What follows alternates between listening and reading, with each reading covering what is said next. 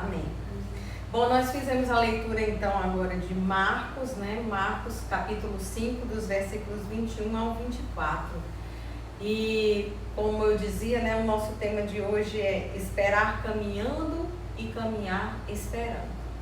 E aqui nós vemos um homem que tem, um homem importante, né, um homem que era chefe da sinagoga, né, tendo uma grande influência, um dos principais da sinagoga, né, quer dizer, um dos líderes, uma das lideranças da religião judaica naquela época, daquela cidade, aquela importante cidade. E esse homem estava com a sua filha única de 12 anos, num estado de enfermidade muito agravado. Ele, percebendo a gravidade do estado de saúde da menina, ele deixou tudo que tinha, deixou sua casa, deixou sua situação, né, ali, aquele momento da família, aquele drama familiar. Ele teve que sair de casa e ele foi em busca de Jesus. O que você faria, né? Aqui no boletim diz, o que um homem faria por sua única filha de 12 anos? O que você faria quando o seu único filho, quando seu pai, sua mãe, quando um familiar seu esposo, sua esposa, adoece de uma doença que ameaça a sua vida, né? O que você faria para ter de volta essa pessoa, a saúde, para que fosse devolvida a saúde a essa pessoa, ao seu ente querido, ao seu amado, a sua amada filha, né? Então, assim, nisso a gente reflete que a vida tem muitos momentos difíceis, né? Em muitas situações em que nós somos colocados assim como num beco sem saída. Muitas situações em que nós somos colocados em dificuldades, em que nós nos sentimos impotentes, totalmente impotentes diante dessa realidade. E aí nós vamos aprender hoje com Jairo 3 lições muito importantes com respeito à atitude que ele teve, né, diante dessa situação, né? Vocês já tiveram situações assim em que vocês se sentiram assim, dessa forma, assim, impotentes, né? O que eu posso fazer? E de repente era algo muito difícil, algo que mexia muito, né, com o seu emocional. Eu acho que cada um de nós já viveu situações assim, né? Assim. E o que a gente faria? Qual seria, assim, a primeira atitude? Qual seria a primeira atitude sua diante de uma dificuldade dessas? Que a gente faz ou que é pra ser? O que a gente faz? que a gente faz? A primeira coisa é se desesperar, né? Assim, correr, pelo menos assim, pra mim, é sair correndo tentando resolver por mim mesma, assim, né? A minha tentação é fazer isso, por mim mesma, resolver. E às vezes não dá muito certo e acabo sendo até grosseira com algumas pessoas, né? Eu faço aumentar o problema ao invés de resolver. Verdade. É isso que acontece, assim, mas o que a gente deveria fazer realmente é buscar... Mas não vamos falar o que a gente deveria, não. Eu queria ouvir mesmo, realmente o que a gente faz. Pensa você que está aí em casa, né? Qual é a sua primeira atitude diante de uma bomba que explode assim, de repente, uma má notícia que chega, uma história de uma enfermidade, uma notícia de uma doença séria, né? Qual é a primeira coisa que você faz, né? Qual é a sua primeira atitude, né? A gente tem que refletir sobre isso, né? Quais têm sido as nossas reações diante das grandes dificuldades da vida? Para mim dá logo um frio na espinha. O sono desaparece às vezes, né? Às vezes eu fico pensando um monte de coisa, o que faria, já lá na frente. Já lá na frente, já morre muita gente no pensamento, já acontece muita coisa ruim, depois nem acontece nada disso. Só no pensamento mesmo. Eu acredito que muitas pessoas estão se identificando com essas colocações do pastor Gislac, né? A gente tem essa tendência natural mesmo de reagir da pior forma. Mas Jairo vai nos ensinar algumas lições aqui muito importantes, né? Então a primeira delas é orar e adorar. Orar, adorar, orar adorando, né? Orar, adorar. Ir a Jesus, prostrar-se e implorar. Essa foi a atitude de Jairo, né? Jairo deixou de lado sua posição social, sua posição religiosa, era um líder religioso. Ele deixou, inclusive, isso, é muito interessante a gente frisar isso, ele não se importou com a sua posição religiosa, o que as pessoas iriam falar na sinagoga, o que elas iriam comentar sobre um dos principais da sinagoga indo procurar um profeta popular, como era visto Jesus, né? Então a sua posição, a sua casa, né? Ele deixa lá. Sim. E ele vai até o objeto da sua adoração, que era Jesus, né? A fonte onde ele foi buscar o socorro foi Jesus, né? Nesse momento, quando você, aí diz aqui no nosso boletim, né? Quando você quiser realmente algo de Deus, largue seu orgulho, sua vergonha, sua posição, seus próprios desejos, a razão da sua oração, até mesmo a razão da sua oração. Porque ele teve que deixar a menina lá, ele teve que deixar os cuidados com a filha lá, a atenção com a filha, né? Lá, e foi focar em quem ele achou que ia trazer a solução. É verdade. Isso é difícil, hein, gente? É muito difícil. E eu acho interessante, pensando aqui no momento que ele chegou lá, né? Porque ele teve um momento que ele saiu de casa, deixou todo mundo lá para ir buscar socorro. Mas você imagina a pessoa que saiu de casa para ir buscar socorro, se você vai atrás de uma ambulância e você chega lá no lugar onde está a ambulância, você chega desesperado, né? Socorro, eu preciso de apoio, de ajuda, né? Aí ele chegou para Jesus, Jesus tinha a solução, ele sabia que era urgente, Jesus também sabia, aí ele, antes de mais nada, ele se prostra e vai adorar ao Senhor. Aquilo ali é um exercício de fé muito, muito grande, de confiança. Ele chegou, ele se prostrou, não se prostrar assim rapidinho, e vamos lá, né?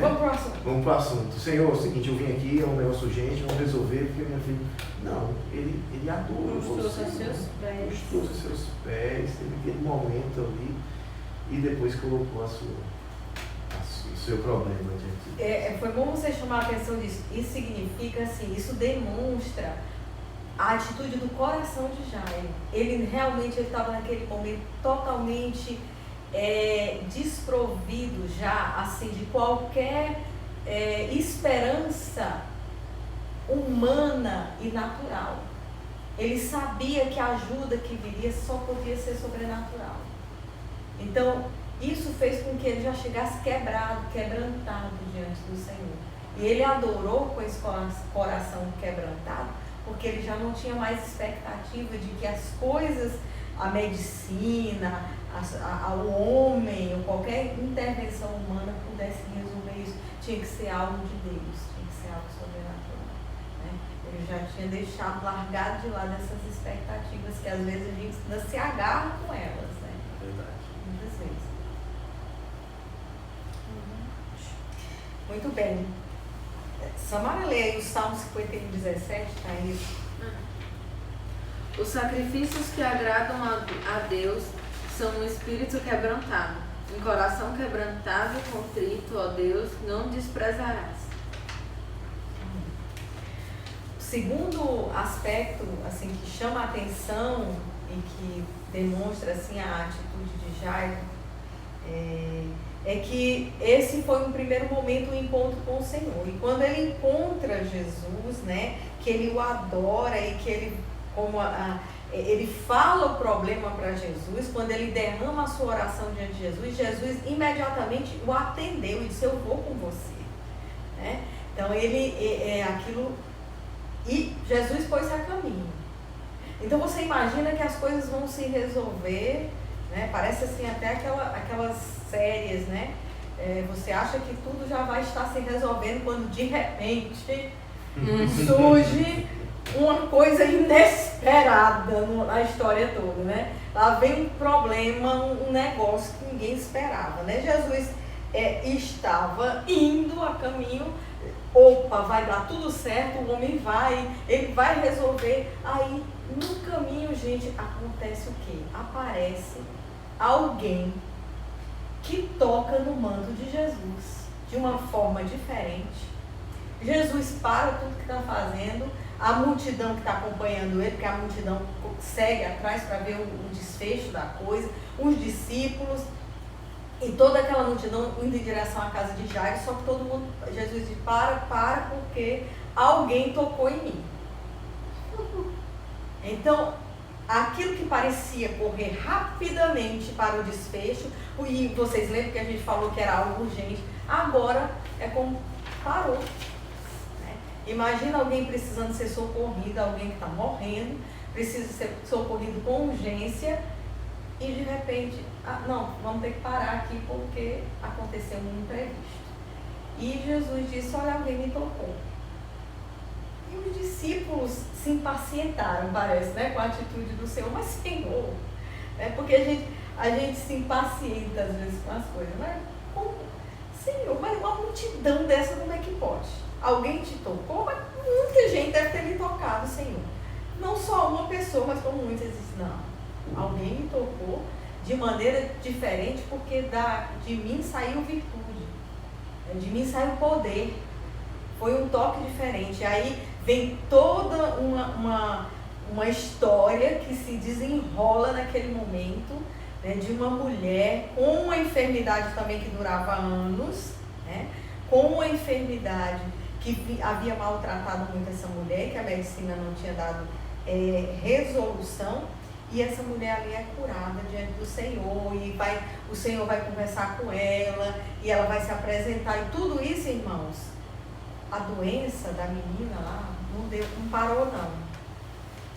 Eu não sei qual era o tipo de enfermidade, mas ela continuou trabalhando, né, a doença dentro do corpo dela, dentro do corpo da criança, enquanto tudo isso se desenrolava, né? Como é que vocês imaginam que estava o coração de Jairo nesse momento? Como dizia um amigo meu, igual um bombom, né? Bombom? Bem pequenininho. Bem apertadinho, Bem né? apertadinho. Bem apertadinho, bem apertadinho. Porque Jairo sabia da urgência, ele sabia que a doença da filha dele era grave. E ele não tinha outra solução, como você disse, não tinha, os médicos não tinham. E ele estava indo ali com Jesus, estava garantida a resposta, mas e aí Jesus para, os discípulos vão para Jesus e dizem assim, o homem parou, um negócio tão besta, né? Uma tolice. Quem é que quer saber quem foi que tocou, mas querendo é correr para acudir a menina. Uhum. Então, e a doença, a situação continuando lá. Se fosse uma dívida, o Ju estava correndo, né? Parece que os discípulos não compreenderam muito bem a atitude de Jesus. Será que a gente também, muitas vezes, não acontece isso com a gente? A gente está orando por algo, a gente está vendo a urgência, está vendo a situação, né? E a gente ora e parece que Deus como que estivesse retardando, né? Como se ele estivesse esperando algo para ele dar uma resposta, para ele resolver a situação, né? E quantas vezes a gente não se impacienta com isso também, né? Quantas vezes a nossa atitude é de impaciência diante de situações em que a gente acha que Deus já poderia ter resolvido, né? Que o Senhor já poderia ter se apressado, né? Mas Deus nunca atrasa. Nos comentários do Instagram, o irmão Luiz, depois eu quero até que a Samara leia direitinho como é que tá a frase, porque eu perdi aqui. A Claudina, ou a Maria Clara, comentaram que foi da mesma forma com Lázaro, né? O amigo de Jesus. Também, sim, é Foi essa verdade. mesma coisa. Jesus deu a resposta, eu vou. Mas teve todo Demorou. o processo, demorou para ele chegar lá, né? E O Luiz disse, Jairo reconhecia Jesus como a única esperança de cura para sua filha. Verdade, verdade. Agora, por que Deus demora?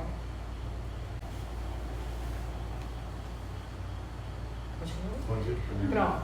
Por que Deus parece demorar muitas vezes, né? O que é que acontece no meio do caminho, né? O que é que acontece entre quando nós começamos a orar e a pedir, a clamar ao Senhor? O que é que acontece neste processo? O que é que Deus está querendo de nós? O que é que Deus está querendo fazer quando Ele nos faz esperar?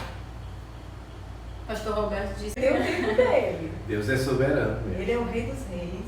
Ele sabe, é o Senhor do tempo, né? Mas muitas vezes Ele está só nos ensinando a esperar. A esperar. Isso. Ou seja, Deus está trabalhando no nosso caráter. Quando Deus alonga ou parece prolongar um processo nas nossas vidas, uma resposta, Deus na verdade está trabalhando no nosso caráter. Esse é o momento mais importante para o trabalho interior, quer dizer, para o trabalho na vida de Jairo, na espiritualidade de Jairo. Porque ali é que Jesus vai nos conformar à sua imagem. É aí, nesse processo, na demora, em que a gente vai ganhando confiança no Senhor, em que a gente vai aprendendo, como a Vitória falou, né? Em que a gente vai aprendendo a esperar, né? A não se impacientar como discípulo, e a gente vai sendo forjado no nosso caráter, preparado para as lutas que virão. Porque pense que vai vir uma luta maior do que essa. Jairo precisava estar aqui sendo trabalhado na confiança do Senhor, porque o mais grave ainda estava por acontecer, né? Mais à frente, ele ia ainda ter uma prova maior, ele ia passar por o que as pessoas chamam de aprovação suprema. Ainda estava para acontecer, e ele precisava ser forjado para isso. Eu tenho medo da aprovação suprema. Muito bem. Abacuque 2:3. Pode ler, Vitória? Pois a visão aguarda um tempo designado. Ela fala do fim e não falhará. Ainda que se demore, espere-a, porque ela certamente virá e não se atrasará. Deus nunca se atrasa, irmãos. Espera pelo Senhor. Espera pelo Senhor. Amém. No final de tudo, de todas as nossas perguntas, de todas as nossas inquietações, a nossa resposta é uma pessoa, é o Senhor. Ele nos aguarda. É Ele que nos aguarda no final de toda essa jornada. Então, vamos para o terceiro ponto, né? Que é o que eu falei. Aí chega a hora da provação suprema. Confiar, não temer, crer somente. Enquanto Jesus ainda falava, ele ainda estava naquela conversa ali, finalizando com aquela mulher do fluxo de sangue que havia sido curada, né? E enquanto Jesus ainda falava, ele ainda não tinha chegado à casa de Jairo, e chegaram os mensageiros das más notícias. Irmãos, essa é o que eu falei, é a provação suprema.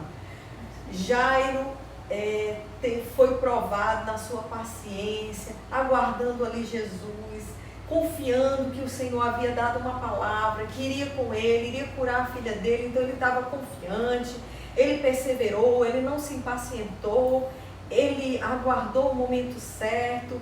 E na hora que eles parece que vão partir para o local novamente, Jesus ainda falava quando chegam as pessoas e diz: olha, não vai incomodar mais o mestre, não tem mais jeito não, a menina já morreu, morta por filho, não tem o que fazer, acabou Jairo, acabou. Gente, essa é a hora de maior prova para a vida de Jairo, porque tudo parecia culminar para uma resolução, mas agora todas as esperanças parecem que foram jogadas no chão.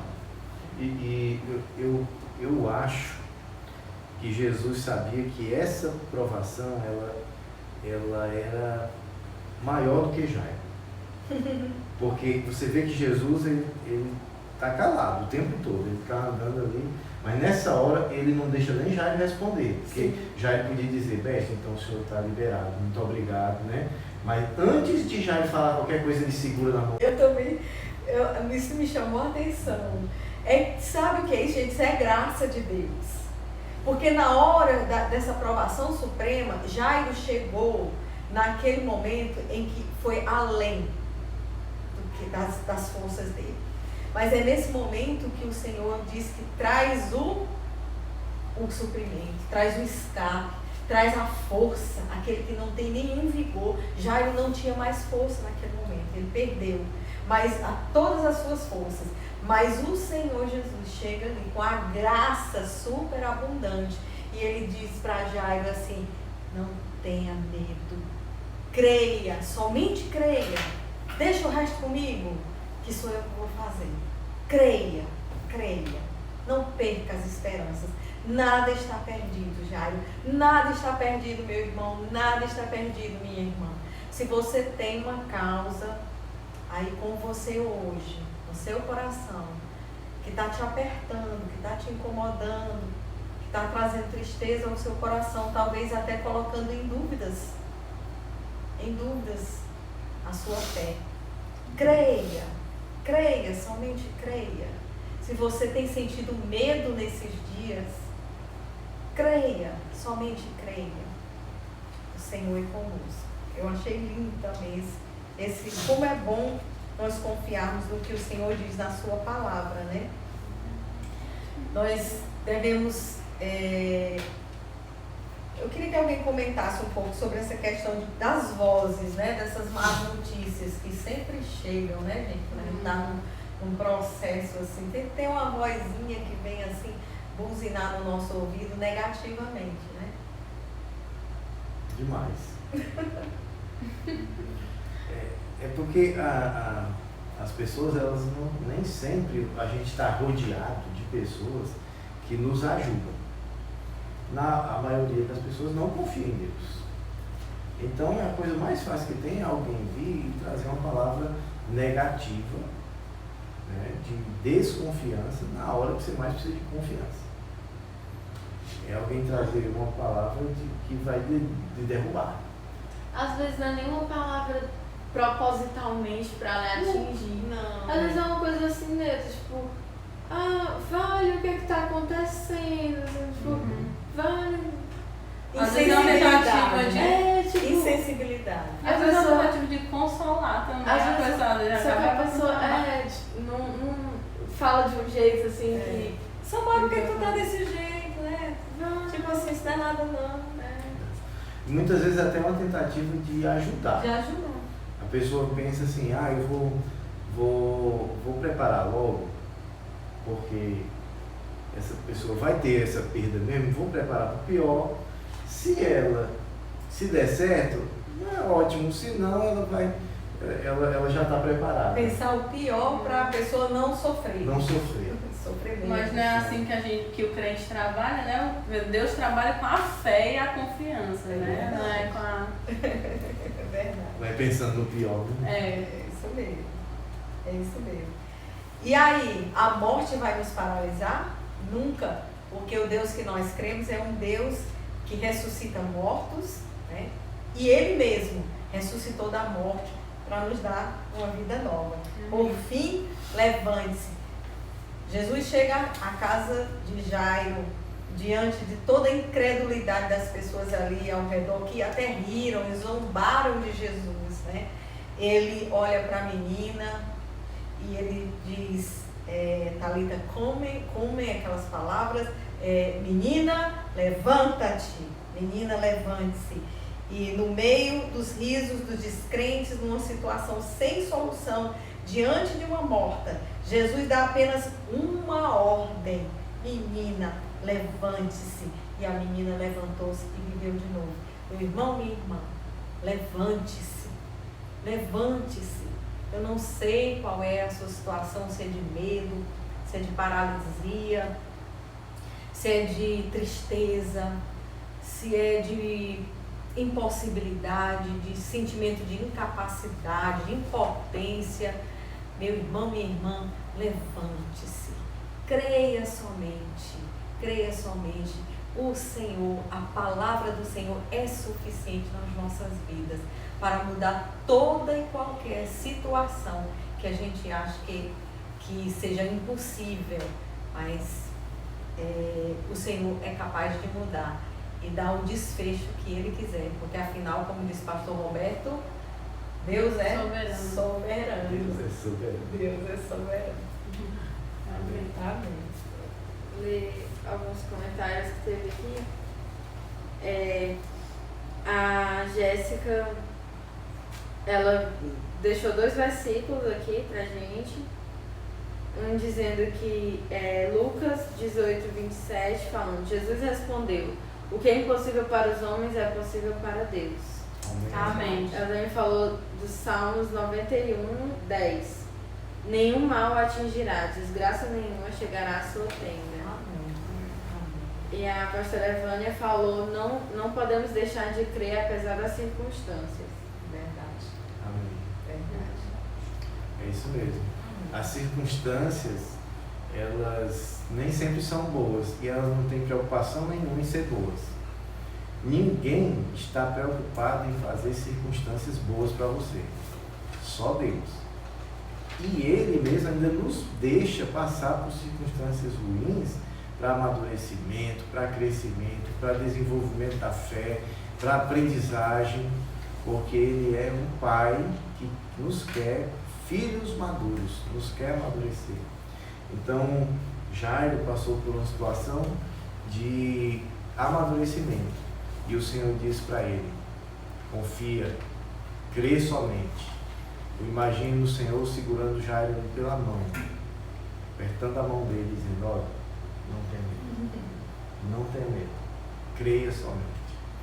Então, nós vamos fazer uma oração agora e eu quero declarar isso sobre a sua vida. Creia somente, não tenha medo, creia somente. Esses dias o assunto é a doença, mas existem muito mais assuntos que mexem com a gente, existem muito mais circunstâncias que mexem com a gente. E quando nós sairmos das nossas casas, nós vamos encontrar todos os problemas que a gente deixou lá fora no trabalho. E muitos têm encontrado os problemas agora dentro de casa.